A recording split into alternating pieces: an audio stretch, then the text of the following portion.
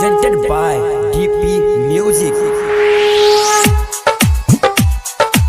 माँ Gayatri recording studio.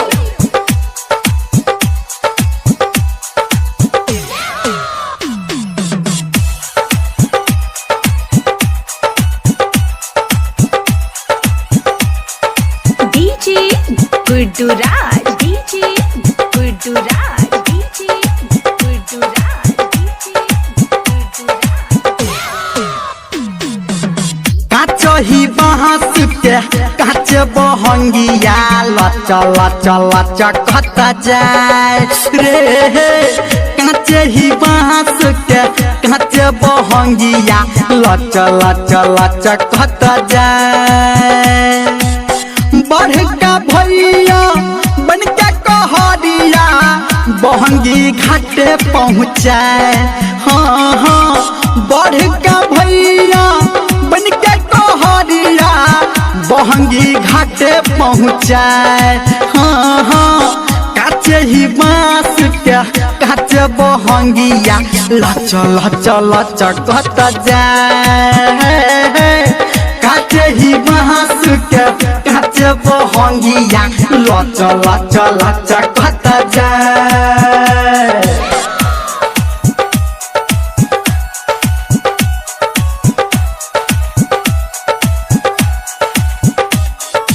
DJ Gudduraj, DJ Gudduraj, Madhubani Madhubani Madhubani Madhuraj.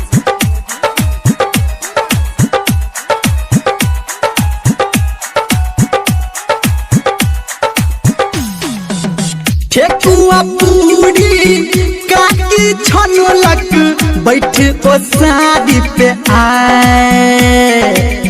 बड़का बाबा दूधबा के दल के घाट पहुँचाए। हाँ हाँ ठेकुआ पूरी काकी छनलक बैठ ओ शादी पे आए।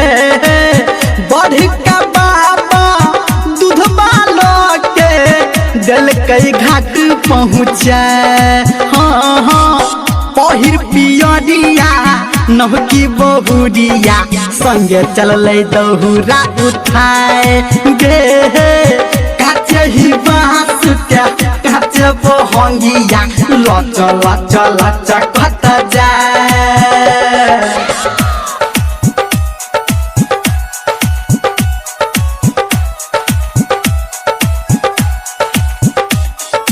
DJ Gudduraj, DJ Gudduraj, Madhubani Madhubani Madhubani Madhuraj.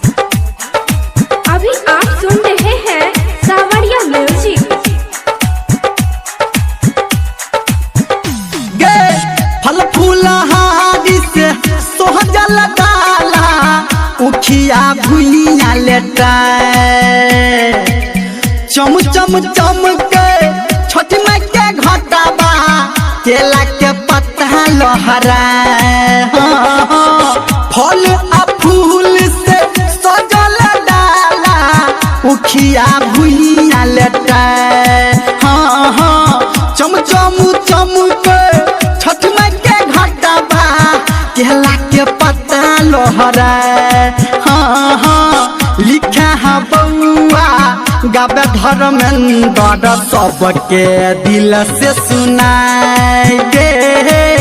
काचे ही बाँस के काचे बहंगिया लच लच लच कत जाए गे।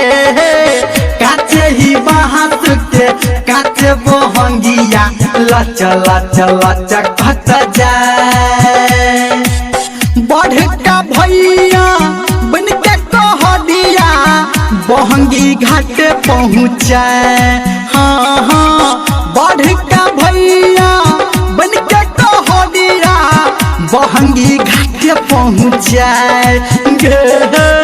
काचे ही बाँस के काचे बहंगिया लच लच लच कत जाए। हाँ हाँ काचे ही बाँस के काचे बहंगिया लच लच लच कत जाए।